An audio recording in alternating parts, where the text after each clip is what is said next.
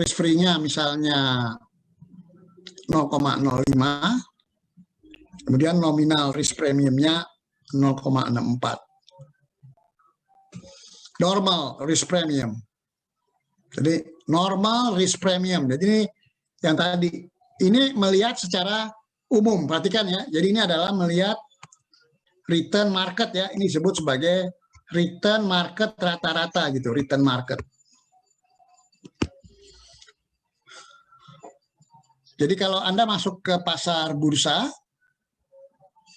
maka return marketnya adalah sama dengan risk free rate. Jadi misalnya kalau Bank Indonesia itu menerapkan misalnya suku bunga ya, suku bunga bank atau suku sertifikat Bank Indonesia itu misalnya 5%, atau jangan 5%, misalnya 4% gitu ya. Nah, bank rata-rata menjadikan menjadi 5%. Nah, ini akan jadi risk free rate-nya. Nah, normal risk premium adalah rata-rata return yang dihasilkan oleh pasar gitu. Sehingga ekspektasi kita itu di pasar, kalau kita mau melakukan investasi, maka ekspektasi return kita adalah risk free rate ditambah dengan normal risk premium. Bapak nggak mau dong, ngapain saya investasi kalau nggak ada tambahan. Nah, ini yang disebut sebagai delta return-nya gitu. Ini delta return. Sementara ini adalah yang risk free rate ini adalah satu return dari investasi yang tidak berisiko.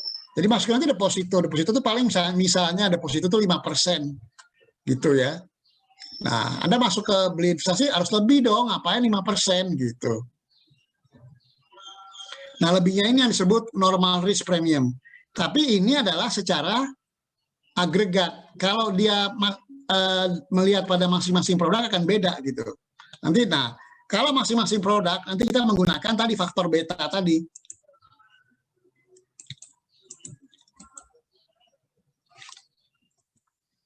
Jadi,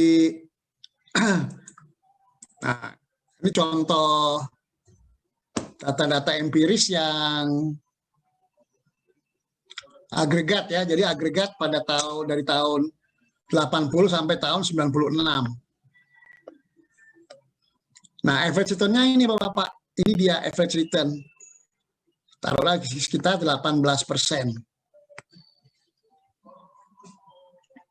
Anda lihat di beberapa tahun tertentu nggak ada return ya, malah loss gitu. Misalnya tahun 82, tahun 90, tahun 88, dan tahun 94. Gitu. Baik, kita lanjutkan ya. Ini contoh, ini hanya data-data saja di Australian Stock Exchange terkait indeks akumulasi dari sejumlah saham. Nah, baik.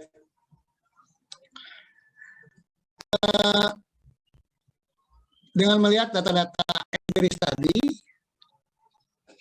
maka kita akan menemukan namanya standar deviasi. Masih ingat ya waktu di SMA, bukan SMA, waktu kuliah dulu ya, kita belajar mengenai normal distribution ya Pak. Masih ingat ya dulu ya. Jadi ini adalah fx-nya. Jadi ada normal distribution. Ini adalah rata-rata ya, mu. Kemudian ada standar